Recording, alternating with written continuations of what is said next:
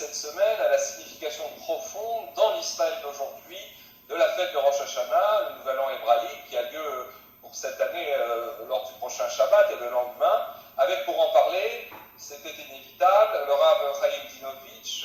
Bonjour Rabinovitch.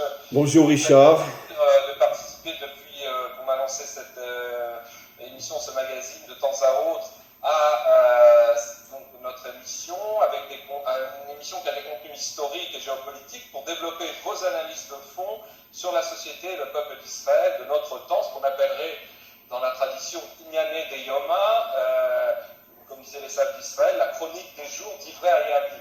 Et en ces jours particuliers, évidemment, la question qui se pose est la suivante. D'ailleurs, au lieu de la définir théoriquement, je rappellerai que lorsque nous nous sommes rencontrés pour préparer cet entretien, il y a quelques jours, vous m'avez d'emblée suggéré d'aborder la fête de Rosh Hashanah dans sa signification intrinsèque en tant que fête de l'unité et de la liberté du peuple d'Israël. Mais une question se pose tout de même.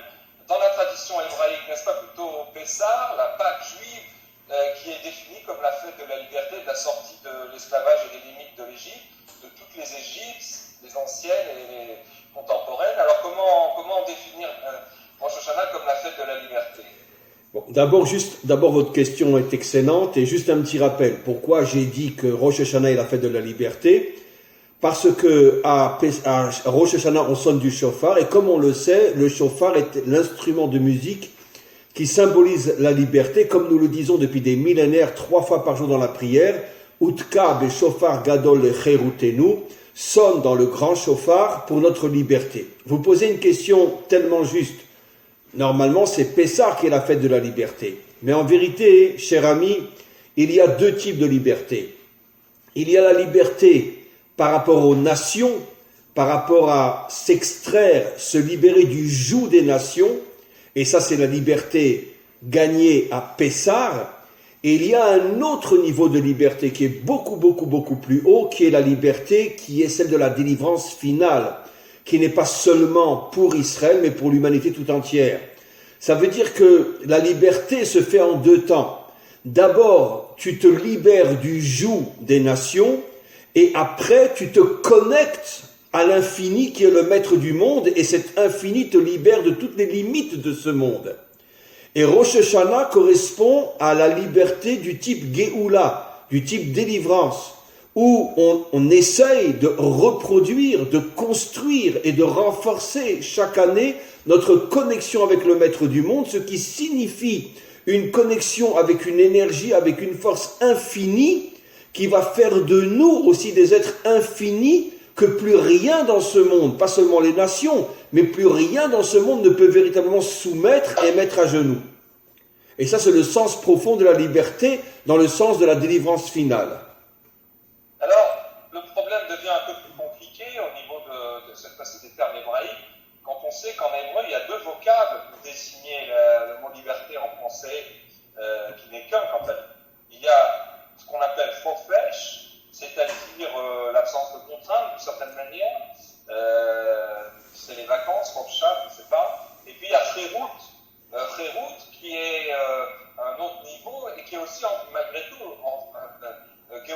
on dit, zman cherutenu, c'est aussi le terme qui est employé pour Pessah. Alors, comment vous voyez ce chiasme-là, cette quadrature du cercle avec les 2 niveaux que vous avez définis, la liberté en tant que, je dirais, que par rapport aux autres peuples, et la liberté infinie intérieure, comment ça joue avec les 2 mots de l'hébreu, chofesh et cherut? Écoutez, encore une fois, votre question est tout à fait providentielle, car elle correspond à une notion que j'ai expliquée justement dans le cours de ce matin, le cours de K1. Et c'est pas par hasard si dans l'hymne national d'Israël on dit Am Chofshi Be'artsenu et on dit pas Am Ben Chorim Be'artsenu. On dit un peuple qui a la liberté du type Chofesh et non la liberté du type Ben Chorim. La différence entre les deux, c'est la liberté extérieure et la liberté intérieure. J'ai expliqué ce matin que la raison pour laquelle, puisque Rosh Hashanah est le jour de la création de l'homme, bien sûr, tout au niveau des codes et des métaphores, mais j'ai expliqué pourquoi le corps a été créé avant l'âme, puisque d'abord le corps est créé, puis après que le corps est créé, l'âme rentre dans le corps. Ce qui correspond dans l'histoire à deux étapes fondamentales dans l'histoire. La première partie de l'histoire, qui est l'histoire de l'exil, non seulement d'Israël, mais de l'humanité tout entière, parce que c'est surtout le corps et la matière qui dominent l'histoire. Et puis après vient la délivrance finale, où l'âme rentre dans le corps, et à ce moment-là, on rentre dans une nouvelle dimension qui nous fait sortir de l'emprise de la matière pour se connecter aussi, pas seulement, mais aussi à la dimension spirituelle d'une manière authentique, profonde et sincère. Alors, c'est la différence entre Chofesh et Cherut. Chofesh, c'est la liberté sur le plan matériel. Ça veut dire que j'ai de quoi vivre, j'ai de quoi assumer mes besoins, je n'ai pas sur moi le joug d'un dictateur ou de quelqu'un de méchant, je suis heureux de ma vie, j'ai ma famille, j'ai la possibilité de m'épanouir sur le plan matériel. Ça, c'est le Chofesh. Par contre, Cherut, c'est l'épanouissement sur le plan spirituel et moral à l'intérieur du monde matériel. Et c'est ça la deuxième étape où l'âme rentre dans le corps, ce qui correspond dans l'histoire, la sortie de l'exil pour entrer dans la délivrance finale. C'est pour ça que, consciemment ou non, dans l'hymne national d'Israël, la Tikva, on parle de Chofesh, parce que comme nous le savons, Israël suit le même modèle que la création de l'homme. D'abord, on reconstruit le corps, Mashiach ben Yosef, et après, on reconstruit l'âme, Mashiach ben David. Et donc, c'est la raison pour laquelle, consciemment ou non, dans cet hymne, on parle de Chofesh pour dire que notre but, dans un premier temps, est d'arriver à redonner la liberté physique, matérielle, extérieure à Israël, ce qui est effectivement le cas, plus ou moins, puisque quand nous étions éparpillés au milieu des nations, nous étions soumis aux nations et aussi soumis à leur méchanceté. Aujourd'hui, on a retrouvé notre indépendance, pas encore spirituelle, mais morale. On a la possibilité de choisir nous-mêmes ce que nous voulons devenir. L'État d'Israël a plus ou moins atteint un niveau économique, politique et social qui donne plus ou moins, on n'est pas encore à la shlemut, à la perfection, mais plus ou moins à chacun d'entre nous, malgré tout, un sentiment de vie qui n'a plus rien à voir avec ce qu'était sa vie quand il était à Paris ou ailleurs. Et comme disent nos maîtres, d'ailleurs, c'est un petit peu fort, mais c'est dans le Talmud, mieux vaut vivre dans une poubelle à Jérusalem que dans un château en Babylonie.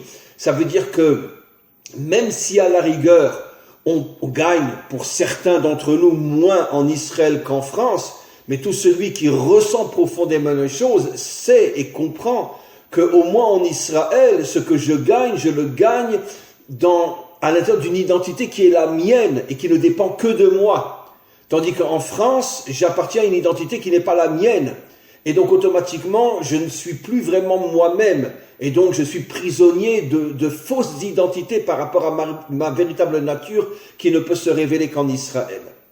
Donc, alors, ce niveau de Chofesh, premier niveau donc de liberté, est-ce que pour le comparer aux références classiques en matière de sagesse hébraïque, c'est ce que Rambam Maïmonide appelle dans son code, dans les Frot Melachim, c'est-à-dire les lois sur la souveraineté, sur le royaume, ce serait le niveau de Yetziat Shi'abut Malchuyot, la sortie du joug des nations. Absolument. C'est ce qu'on appelle Yom Ha'atzmaut, le jour de notre indépendance.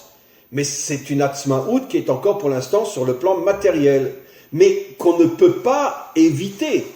Exactement comme c'est. Un passage obligé, c'est ça? Bon, comme je dis toujours, je n'arrive pas jusqu'à aujourd'hui avec tout le bon sens possible, arriver à comprendre comment, pendant un certain temps, aujourd'hui beaucoup moins, mais pendant des décennies, le monde thoraïque s'opposait de toutes ses forces au retour d'Israël sur sa terre, en passant par, malgré tout et malheureusement peut-être une dimension laïque, le sionisme laïque.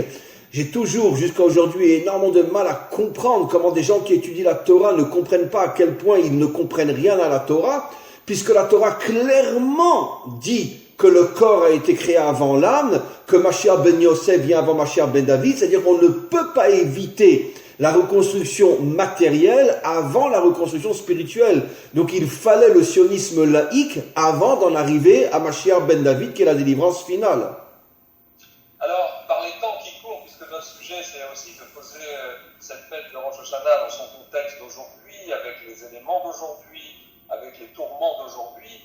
Alors, comment par les temps qui courent, des temps si difficiles, marqués, tout le monde le voit, par la reprise actuelle de l'épidémie de coronavirus, par conséquemment l'exacerbation parfois violente des divergences à la fois politiques, sociales, idéologiques, religieuses et spirituelles au sein de la population israélienne, comment notre peuple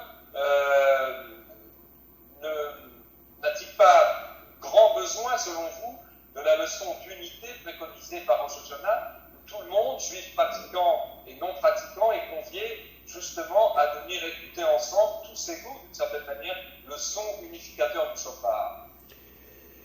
Bon, d'abord, cher Richard, il faut reconnaître que, bon, je ne parle pas du contexte actuel avec à nouveau la quarantaine qui nous tombe dessus pendant toute la période de fête et l'impossibilité de se réunir même en famille.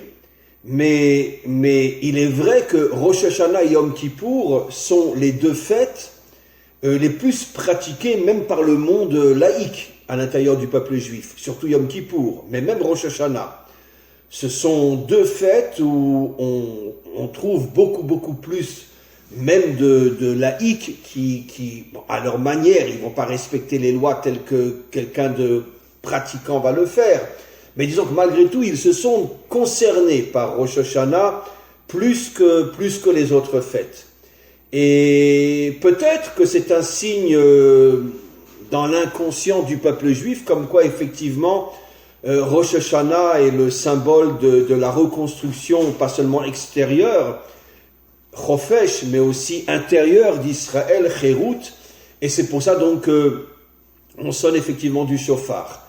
Maintenant, dans le contexte actuel où, à nouveau, le premier jour enfin déjà la veille de Rosh Hashanah, on rentre à nouveau dans un séguer, dans une quarantaine de 3 semaines, avec l'impossibilité de se voir, de sortir, d'être en famille, même de prier, puisque les synagogues vont être réduites à un minimum, 10 à l'intérieur, 20 à l'extérieur, enfin une véritable folie. On n'aura pas de Simchat Torah cette année, on n'aura pas d'Hoshana Rabbah cette année, puisque comme on n'aura pas le droit de danser avec le Sefer Torah, etc., ou seulement un petit groupe restreint, juste pour faire semblant. Et je pense qu'il y a un signe là aussi. Et j'avais fait un cours en hébreu avec un ami au tout début du Corona, il y a 6 mois, où on avait évoqué le fait, et je voudrais le dire en français aussi, que j'ai le sentiment très très fort que, vu côté Hachem, je dis vu côté Hachem parce que je pense que les hommes, vu côté hommes, ont leurs propres responsabilités, leurs incapacités et leurs mensonges dans toute l'affaire qui tourne autour du Corona. Quand je dis mensonge, pourquoi ? Parce que c'est absolument inacceptable qu'en juillet et août, il y avait des milliers de personnes sur les plages, des centaines de personnes partout dans les canyons, dans les restaurants, partout, et que tout d'un coup, dès qu'arrivent les fêtes, on n'a pas le droit d'être plus que 10 dans une synagogue, alors que aujourd'hui encore, vous allez dans n'importe quel supermarché, vous avez 300 ou 400 personnes, et sur les plages, vous avez 1000 personnes.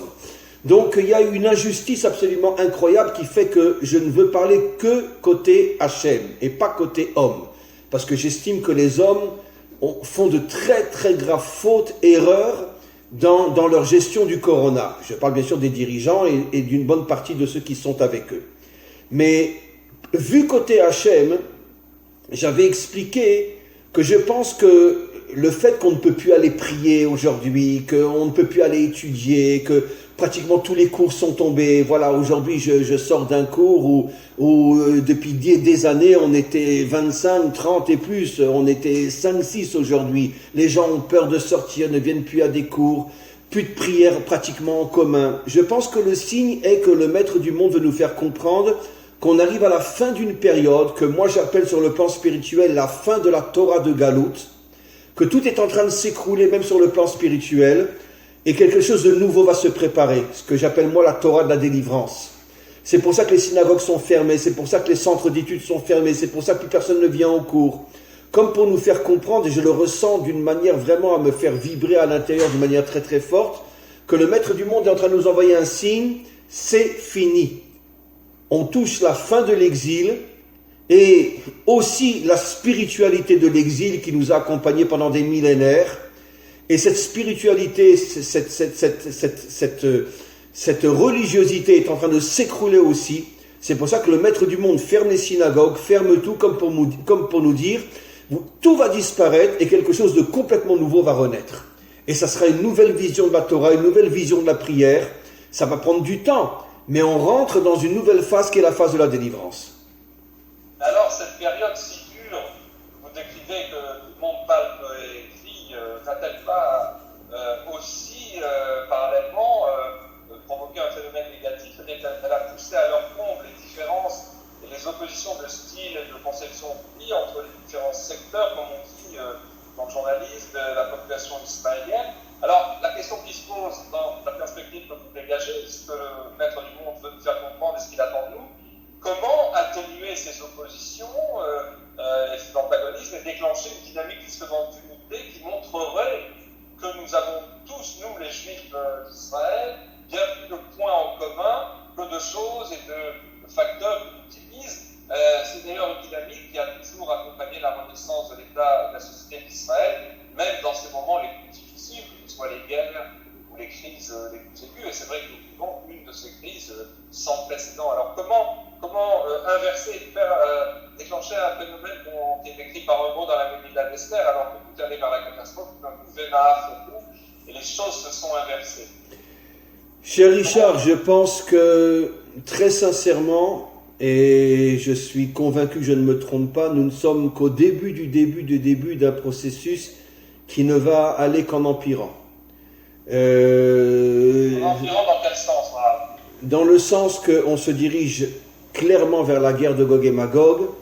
Elle est inévitable, incontournable, et c'est la condition sine qua non pour retrouver l'unité dans notre peuple, comme le disent les prophètes. Avec les ennemis extérieurs d'Israël. Oui, mais c'est eux qui, d'une certaine manière, vont nous unir et nous réunir. Comme je dis toujours, plus ou moins en blaguant, heureusement qu'on a été poursuivis par les antisémites durant toute notre histoire, sinon il n'y aurait plus un juif sur terre. On se serait tous assimilés.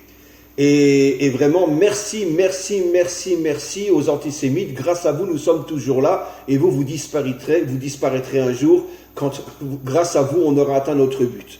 Donc continuez à nous haïr, comme ça on reste juif. Donc on s'aperçoit durant toute notre histoire, et c'est ce qui va se passer dans les années à venir, le monde entier va se retourner contre nous, contrairement à tout ce qu'on est en train d'imaginer aujourd'hui, la paix avec les Émirats arabes, etc. Tout ça c'est uniquement une vitrine. Attention, je ne dénigre absolument pas tous les efforts que Bibi fait, et le gouvernement, et vraiment, kol hakavod, merci. Le problème c'est que l'histoire n'est pas entre leurs mains. Et ça ne durera pas. On va arriver à une situation où, comme l'expliquent nos prophètes, ils ne se sont jamais trompés, de la même manière qu'ils ne se sont pas trompés il y a plus de 3000 ans, quand ils ont dit qu'on reviendrait un jour sur notre terre, ils ne se sont pas trompés lorsqu'ils disent qu'un jour, tous les peuples de la terre, je parle au niveau des dirigeants, vont attaquer Israël. Tous. L'Occident, les Arabes et tous. Et c'est le seul moyen pour provoquer, comme jamais dans notre histoire, et cette fois-ci d'une manière éternelle, l'unité incroyable qui va naître à l'intérieur de notre peuple. C'est d'ailleurs une discussion entre Rabbi Eliezer et Rabbi Yoshua dans le Talmud. Rabbi Eliezer dit, le Mashiach viendra quand tout Israël fera teshuva de lui-même. Et Rabbi Yoshua lui répond, alors si tu attends qu'Israël fasse teshuva de lui-même, le Mashiach ne viendra jamais. Le Mashiach ne viendra pas parce qu'Israël fera teshuva de lui-même, mais parce qu'il va y avoir la guerre de Gog et Magog qui va mettre Israël au pied du mur, et devant cette conscience de, selon, on pourrait dire, la vision, on pourrait dire, cartésienne des choses, on ne verra aucune possibilité de s'en sortir. Imaginez si tous les peuples viennent avec des avions au-dessus de Jérusalem et de Tel Aviv, comment voulez-vous qu'on s'en sort? Et donc ça va provoquer un déclenchement, on pourrait dire, de toutes les forces spirituelles cachées à l'intérieur du peuple juif, qui vont se dévoiler comme un torrent, comme un tsunami, et qui va recréer une unité jamais encore acquise à l'intérieur de notre peuple. Et quand on atteindra cette unité, ça va déclencher des miracles inimaginables qui, comme l'enseignent nos prophètes, finalement, au lieu de se battre contre nous, les nations vont se battre entre elles, surtout les chrétiens contre les musulmans, ils vont s'autodétruire et il y aura des millions de morts chez eux et finalement c'est comme ça qu'Israël va être sauvé. Mais c'est dans un premier temps, quand on va voir des milliers d'avions survoler avec des milliers de bombes Tel Aviv et Jérusalem, et qu'on on va être attaqué par des bateaux, par des canons, etc., des centaines de millions, enfin des milliers de soldats qui vont se déverser sur Jérusalem, on va être pris d'une telle panique que ça va nous aider à aller chercher en nous des forces surhumaines, surnaturelles, qui sont cachées, qui correspondent au niveau de l'âme, à la chaya et à la yechida, les deux niveaux les plus hauts de l'âme, qui vont créer yechida, yichud, une unité incroyable dans le peuple juif. Tout Israël va faire teshuva, et à ce moment-là, le maître du monde va se dévoiler, et il va retourner le cœur de Gog et Magog les uns contre les autres, surtout les musulmans contre les chrétiens qui vont s'exterminer, et c'est comme ça qu'Israël va être sauvé. En vous écoutant, on a l'impression que, puisque vous disiez tout à l'heure qu'on est au tout début, que nous sommes dans une sorte de période d'incubation, sans faire de jeu de mots avec le virus, puisque en général l'incubation c'est un microbe, mais enfin peu importe, dans la mesure où il y a une convergence négative entre plusieurs facteurs de division qui se superposent au sein de la population et du peuple. D'abord, des divergences politiques, comme on le voit, des divergences idéologiques, et puis des divergences sur la conception du mode de vie, sur des conceptions opposées sur la gravité elle-même de l'épidémie, et puis surtout sur, encore pire, sur la nécessité, des conceptions opposées, sur la nécessité ou non de prendre ses responsabilités, et que chacun les prenne pour aider à endiguer cette pandémie. Alors, tout cela on est en train de créer au contraire d'un mouvement d'unité qui viendra sans doute après, une dynamique très négative de renfermement très sectaire sur ces positions. Et puis, est-ce que ça ne renferme pas au sein de la société volatile d'Israël, qui a toujours été fragile, et à la fois fragile et forte, un fort potentiel d'explosion et finalement pas d'unité. On est dans une phase d'incubation négative pour l'instant. Très négatif. Mais comme j'enseigne souvent, Richard, on a un principe fondamental dans la Torah qui est le symbole de l'histoire, Vayi Erev, Vayi Voker. On ne peut pas arriver au jour avant de passer par la nuit. C'est pour ça qu'on est le seul peuple sur terre qui commençons le jour la nuit. Comme vous le savez, toutes les nations commencent le jour au lever du matin et le jour se termine à la nuit. Chez nous, on est en marge de toutes les nations puisqu'on commence précisément le jour au moment où le soleil se couche, donc la veille. Pourquoi ? Parce qu'on est le seul peuple qui a compris comment fonctionne l'histoire. Tu veux la lumière, tu ne peux pas éviter de passer par la nuit.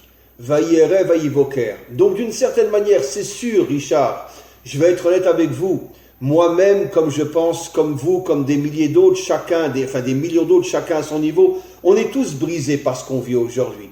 On est brisé parce qu'on ne pourra pas être en famille à Rosh Hashanah, parce qu'on ne va pas pouvoir danser à Simchat Torah, parce qu'on ne pourra pas faire Hoshana Rabbah, parce qu'à Kippour, on va devoir rester chez soi, parce que comment voulez-vous qu'on soit toute la journée dehors sous le soleil ?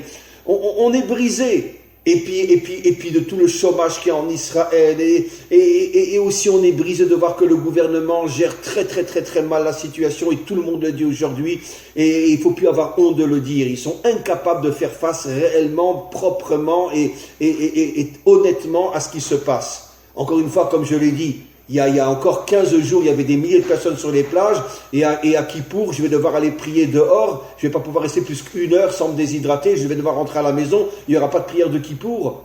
Ça veut dire quoi, ça ? Ils ne savaient pas qu'en laissant des milliers de gens sur les plages, on allait à la catastrophe que l'on vit maintenant. Donc il faut avoir l'honnêteté de dire que la gestion est catastrophique du problème. La gestion est catastrophique, mais d'un autre côté, même si dans le vécu, on est triste, on est brisé, on est cassé, on ne sait plus où on va, on ne sait pas ce qu'il y aura demain, on doit malgré tout, en même temps que cette tristesse et cette brisure, et je parle pour moi parce que sincèrement, je suis très brisé de la situation dans laquelle on se trouve aujourd'hui. On devait passer Pessah en famille, on va se retrouver tout seul, et c'est pas normal, c'est pas possible, où on a vu des choses pareilles. Oui, je veux dire Rosh Hashanah, pardon. Et déjà Pessah, on était tout seul. Rosh Hashanah, on sera seul. Sukkot, on sera seul. Et donc, mais d'un autre côté, on doit avoir cette émouna qui peut tout retourner en nous disant, mais attends, Chaim, si tu es dans une telle obscurité, c'est parce que justement, tu es juste avant la lumière, tu es juste avant le Boker. Comme je dis souvent, d'une manière qui est lourde et pas forcément facile à dire ou à entendre, Mais en 1945, on ouvre les portes de Auschwitz et en 1948, on danse dans les rues de Tel Aviv pour fêter la renaissance de l'État d'Israël. En 3 ans seulement. Vaï Erev, Vaï Boker, il fut soir, il fut matin. Donc c'est sûr qu'on vit en ce moment des temps terribles. Et surtout pour nous, Israël, comme je l'ai dit, on ne sait même pas encore ce qui nous attend. Mais d'un autre côté, on doit avoir cette émouna, que c'est précisément cette obscurité qui prépare une lumière comme jamais ne se sera encore dévoilée dans toute l'histoire humaine. C'est le bitou, j'allais dire, l'expression des Chachamim, Emouna Balelot, c'est justement bravo. La nuit, quand les ténèbres s'épaississent, que Yaakov va pouvoir résister et au matin devenir Israël. Et donc cette faculté de Emouna, elle est testée lors des moments d'épreuve. Absolument. Cette phrase est fondamentale. Ve'emunatecha balelot. Je reprends votre phrase. Je ne fais que paraphraser ce que vous dites. Il n'y peut y avoir une véritable confiance en Dieu que dans les temps d'obscurité. Sinon, ça n'a aucune valeur. Alors, comment le secteur des Juifs observe, secteur, encore une fois, c'est le mot journalistique, qui est tout à fait discutable. Donc, le secteur des Juifs observant, ou on dit à tort religieux, face aux laïcs, c'est encore une dichotomie qui sera un jour dépassée. Mais comment ceux qui ont la connaissance de la Torah pourraient-ils jouer le rôle qu'on a attendu, le rôle unificateur, en montrant le chemin de cette vraie liberté, de cette véritable unité, attendu que l'actuel leadership des partis ou groupes religieux qui soient séparés de l'Ashkénaz est loin d'être à la hauteur de la tâche et de la situation pour montrer concrètement le chemin et être lui-même capable de relever un défi aussi colossal. On est dans un paradoxe, c'est que le salut ne viendra pas des corps constitués du monde religieux, et certainement pas politique tel qu'il est, mais religieux, j'allais dire encore moins. Écoutez Richard, je n'ai pas honte de le dire car je l'ai déjà dit des dizaines de fois et ça ne m'apporte pas forcément des applaudissements et des merci. On pourrait dire l'établissement religieux est complètement galoutique et est à l'extrême opposé de ce que notre peuple a besoin. Et je ne parle pas forcément de l'établissement orthodoxe. Je vous surprendrai en pensant que même l'établissement Dati Leumi pour moi est complètement galoutique aujourd'hui aussi. Il ne l'a pas toujours été, mais aujourd'hui il est plus galoutique que jamais. Et je pense que toutes les institutions qui, soi-disant, représentent la Torah, n'ont plus rien à voir avec la Torah aujourd'hui. Et comme je le dis toujours, la différence entre toutes les délivrances qui ont précédé et la nôtre, la dernière, c'est que la nôtre viendra d'en bas et pas d'en haut. Dans toutes les autres délivrances qui ont toutes été suivies d'un exil, elles étaient toutes provoquées par des grands tzadikim. Moshe, Mordechai, Ezra, les Hashmonaïm, et le peuple suivait comme des moutons. Et c'est pour ça que comme le peuple n'était pas actif, tout de suite après à nouveau eu un galoute. La délivrance, cette fois-ci, va venir du peuple, et pas de ceux qui sont en haut.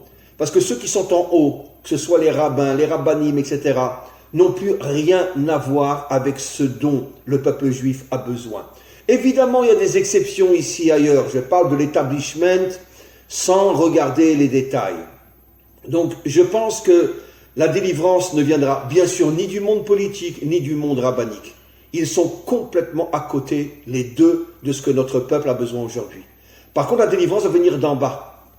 Parmi les religieux, parmi les laïcs, parmi les gens de droite, parmi les gens de gauche aussi, vont se lever des hommes et des femmes qui vont comprendre cette fois-ci que c'est le peuple qui doit se prendre en main, qu'il faut arrêter de laisser les dirigeants nous traiter comme des moutons, que ce soit les dirigeants religieux ou les dirigeants laïcs. Les deux nous prennent pour des moutons. Faites ce que le Rav a dit, faites ce que Bibi a dit, faites ce que Pérez a dit. Non, nous nous prendrons en main, notre peuple va se réveiller, et quand notre peuple va se réveiller et va faire tomber tout l'établissement galoutique, politique et religieux qui essaye de nous maintenir dans cette situation de moutons et d'esclaves, quand on va arriver à se révolter et à se prendre en main d'une manière saine, d'une manière profonde, d'une manière authentique, à ce moment-là, on va avancer de toutes nos forces vers la délivrance et c'est comme ça, grâce au réveil d'en bas, que le Mashiach se dévoilera. Le Mashiach ne sera pas au départ un tzaddik, ça ne sera pas un admor, ça ne sera pas un rabbi, ça sera un homme qui va venir d'en bas, de tout en bas, et qui va grandir, Mais comme dit le verset, Ish tsemar umi tartav yitzmar, un homme qui poussera à partir du bas. Il viendra pas d'en haut, il viendra du bas. C'est ce que vous disiez dans d'autres approches sur cette même dynamique. Et tsemar David Abdecha, le Mashiach ben David, surgira des profondeurs du peuple. Et en fait, ça renvoie à une notion qui veut que le salut d'Israël viendra, justement, comme vous disiez à l'instant, certainement pas des hiérarchies et des corps constitués politiques ou religieux, mais d'un groupe d'hommes indépendants, mus par l'esprit d'unité, de liberté authentique, de courage et de dévouement, qui sont à la fois ceux de nos patriarches David et aussi de Pinchas qui était Yaou, c'est-à-dire finalement d'une fusion entre plusieurs valeurs qui pourra jouer le rôle d'éveil du peuple en quelque sorte. Absolument. D'ailleurs, Pinchas, qui représente le préparateur à la délivrance, venait de nulle part. Personne ne le connaissait, on n'avait jamais entendu parler de lui. Au contraire, quand il s'est manifesté, qu'est-ce que nous dit Rachi? Que les tribus lui ont dit, mais d'où tu viens, toi, d'où tu sors, pour qui tu te prends? T'es un rien du tout, t'es un zéro. C'était justement le modèle de celui qui vient de tout en bas et qui arrive tout en haut. Justement, Pinchas. Alors ça me fait penser, ce sera peut-être le mot de la fin, puisque généralement au terme de temps que vous êtes imparti, un bon mot, mais toujours humoristique, mais avec cette profondeur qu'avait l'habitude de dire quelquefois le Rav Léon acheté Nassim Manitou, que nous avons tous connu, et qui avait eu cette petite phrase très pinçante et très profonde à la fois. Il avait dit, mais quand Mashiach viendra, il délivrera même les rabbins. Il délivrera le peuple d'Israël et même les rabbins. Ah ben ça c'est... Et vous savez que, sans le savoir, ou en le savant peut-être, je pense qu'il le savait, il n'a fait que reprendre une phrase du Zohar qui dit « Mashiach yavo kedei la'achzir et tzadikim beteshuva » Le Mashiach vient pour faire teshuva aux justes. Mais les justes ont besoin de faire teshuva parce qu'on parle de l'établissement, de tous ces gens qui se présentent comme les représentants de la Torah, qui ne représentent qu'eux-mêmes et qui n'ont rien à voir avec la Torah. En tout cas, c'est tout un programme, si je veux dire, à méditer en minyan, réduit ou élargi, ou même seul, pour cette fête de Rosh Hashanah sans précédent. Merci Rav Novi. Merci à vous. Espérons que notre échange va susciter des réflexions, je dirais, à la fois approfondies et élevées. Merci pour votre temps. Merci beaucoup. Shana Tova. Et à très très bientôt pour tout le Ham Israël et bientôt la délivrance. Amen. Shana Tova.